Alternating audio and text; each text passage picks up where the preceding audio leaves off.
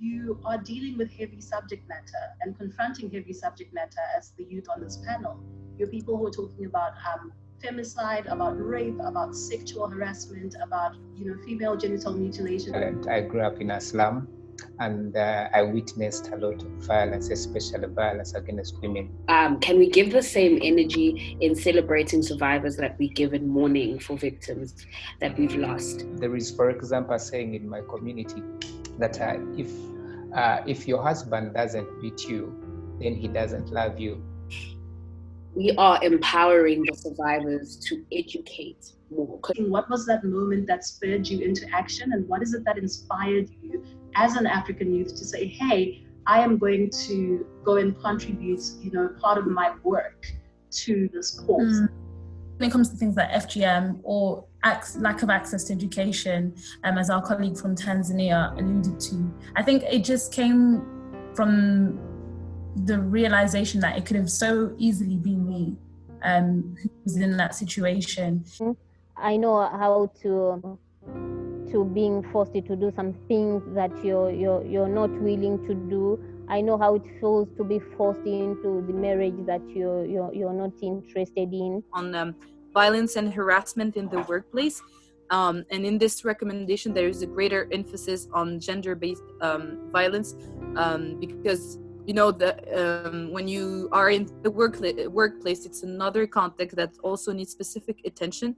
I still feel like it's not enough because a country can sign a convention, but still it would take time before actually putting measures. And honestly, when it comes to gender-based violence, we can't wait anymore. A pretty young girl was raped by 11 men in Nigeria, I believe.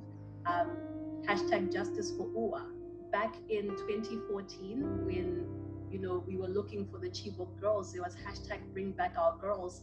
And I remember a quote that I got from a poet during that time, and she said, hashtags don't bring girls home.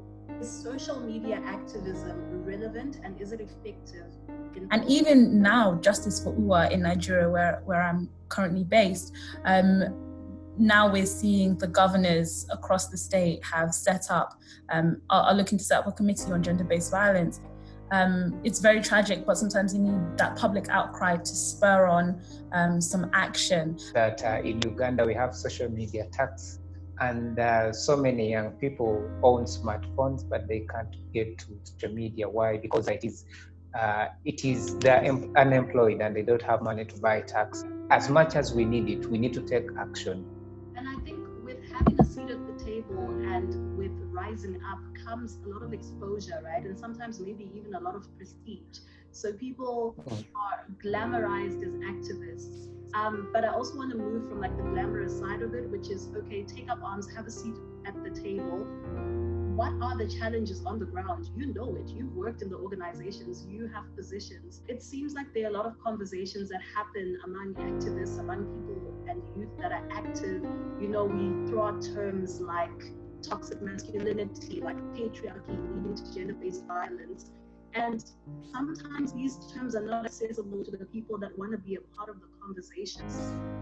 Because I think it can be a bit of a deterrent to think, oh, people are going to start discussing this thing or these words that are buzzwords that nobody really understands and knows how to engage in. I think it's always to go knowledgeable and willing to learn about the context in which the people you're addressing or the context in which you're working. I think young people should be given space, through policies. You find that in Uganda there are policies, but you realize that most of the things are done by old people. I think what the young people bring in is a different perspective that the older generations would not necessarily have because they didn't experience that. So if you talk about cyberbullying, for instance, there is a call to action on the youth that you believe that the youth do have a part in this conversation.